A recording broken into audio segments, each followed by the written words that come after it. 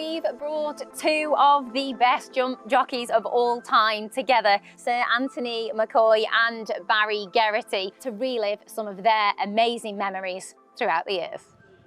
2003 Grand National then, we'd already lost AP by this point on Iris Blue. Right. Not the case for you, Barry, obviously Monty's Pass. Talk us through this, and probably one of the best days of your life, I'm sure. Definitely. Couldn't believe how easily he travelled. His jumping was brilliant. It was in the bag for probably a circuit. It's a bit of a surreal feeling to be going so easy. Like at this point here, I was thinking there's silence here because you're so far from the stands. There isn't a big crowd. And I'm thinking, right, you're on the edge of winning the Grand National here. Gunnar Welburn and Monty's Pass begin to travel very strongly with Amberley House, and this 3 of 5 lengths clear from Montifoe, who in turn is clear of Supreme Glory in 5th, as Gunnar Welburn and Monty's Pass race towards 2 out in the Martel Cognac Grand National. He didn't see out the Galway trip over 2 mile 6. Galway being a very stiff track, so small concern about getting the trip, but we're just waiting and waiting. And you know, even when I was going to press the button, it was going to be a gentle How many move. people do you ever think have said they've been patient in a national?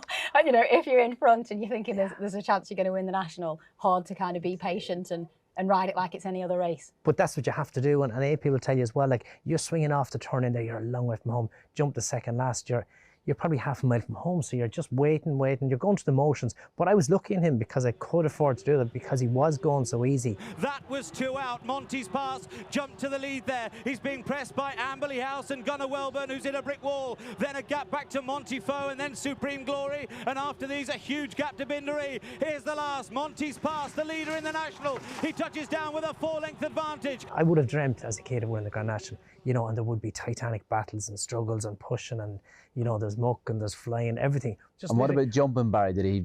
The one fence he put in a short straight, I went for a big one, and he had the common sense to put in an extra straight. But I give him a smack there now, and you'll see in about 50 yards time, I actually salute the crowd. So I'm about 150 yards from the line, and you'll see me now.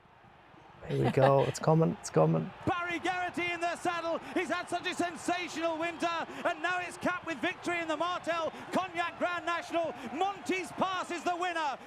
And that was a long-term kind of plan, training-wise and everything, was it? Or it was. He was second in the Topham the year before, jumped brilliantly, but it was just a bit sharp for him. And he'd been to Cheltenham as well, which probably just took a little bit of an edge off him. Instead, he went here fresh. Jimmy Mangan had trained him for the day, and the ground was perfect. That was the key to him. But Mike Futter, his owner, who was the head of the syndicate, he took over $1 million off him. He'd backed him from 66s early in the spring, so it was a special day. I could dream of doing it, and AP, I'm sure you were the same, but I could never have dreamt it was a slow motion, go through the motion, that easy.